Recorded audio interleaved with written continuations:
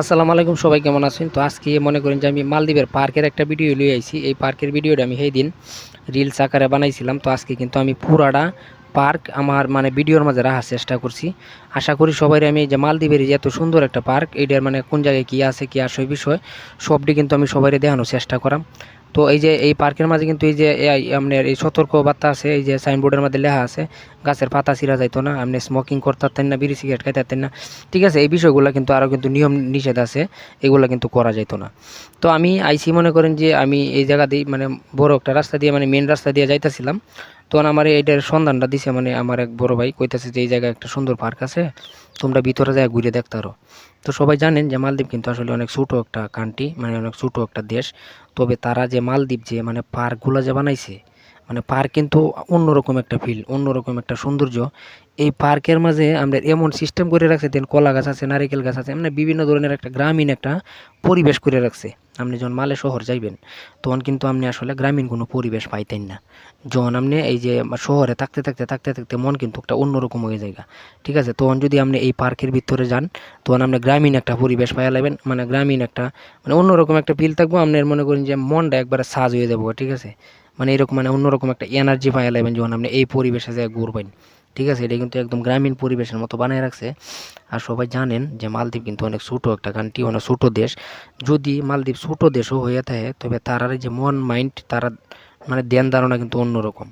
এই যে দেন কতটুক জায়গা মানে অনেক বড় বিশাল একটা জায়গা নিয়ে বানাইছে, মানে হাঁটতে হাঁটতে কিন্তু এই পার্কটা কিন্তু ব্যাগটা কিন্তু ঘুরে কিন্তু শেষ করতেছি না। ঠিক আছে, এখন অনেক বড় একটা পার্ক, মানে অনেক বিশাল বড়, মানে কইলে বিশ্বাস করতেন না যে মালে শহরটা হচ্ছে ছোটো মোটো পার্ক এত বিশাল আইসে কই থেকে।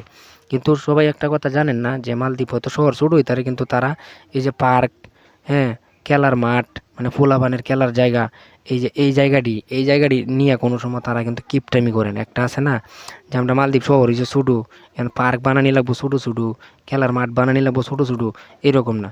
মালদ্বীপের যে খেলার মাঠও মনে করুন যে প্রায় মনে হয় যে আমরা এই যে বাংলাদেশের মাঠের থেকে মনে হয় বড়। ঠিক আছে, এইরকম বড় খেলার মাঠ দেখে এলাম।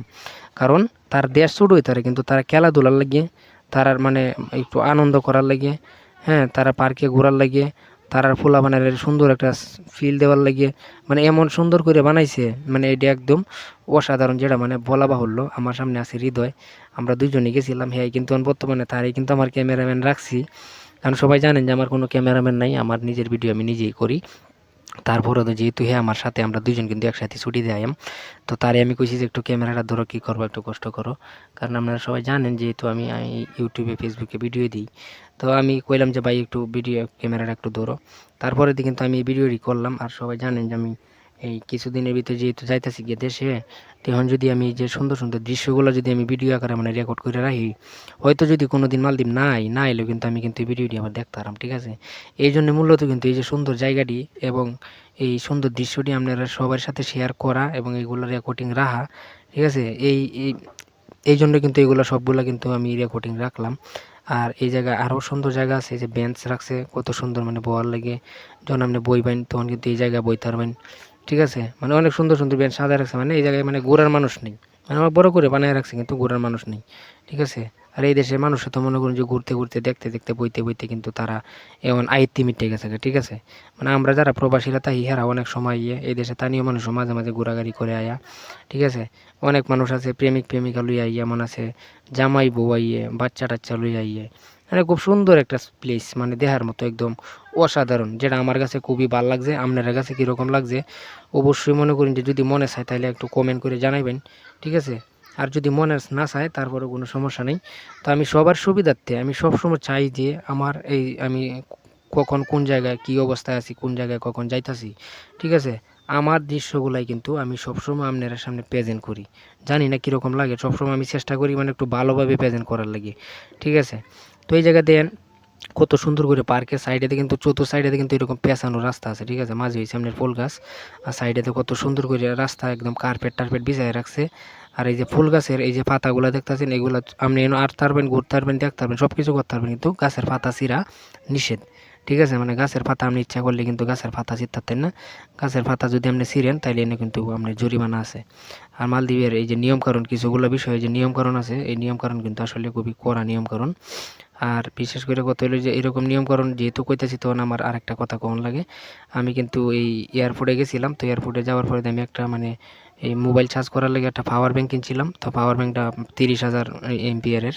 তো এই পাওয়ার ব্যাংকটা কিন্তু আমার এই মানে এয়ারপোর্টের মাঝে রাখিয়ে দিছে।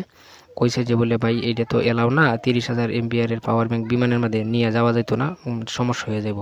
যদি আজকে 100 ওয়াটের মানে 1000 ওয়াটের হইতো তাইলে নেওয়া যাইতো, মানে এরকম কইছে যে 30,000 ওয়াটেরটা এলাও নেই। তো ওনার কি করাম বাগিস, মানে অনেকগুলা টিয়া দিয়ে কিনছিলাম, খুব আশা করে, যেহেতু গ্রামে কারেন্ট টারেন্ট থাকে না। তো কিনছিলাম যে বাড়িতে গেলে যদি কারেন্ট টারেন্ট না থাকে তাহলে মোবাইল টোবাইল চার্জ করাম আর কি। তো এই জায়গায় নিয়মকানুন খুবই সুন্দর, মানে আমার কাছে খুবই ভালো লাগে। মানে নিয়ম শৃঙ্খলার মতো যে কোনো কাজ করতে হলে এই জায়গায় সুন্দর। তবে সবার লাগে কিন্তু সব জায়গায় না, যে যে জায়গাতে থাকবেন ভালো থাকবেন, সুস্থ থাকবেন।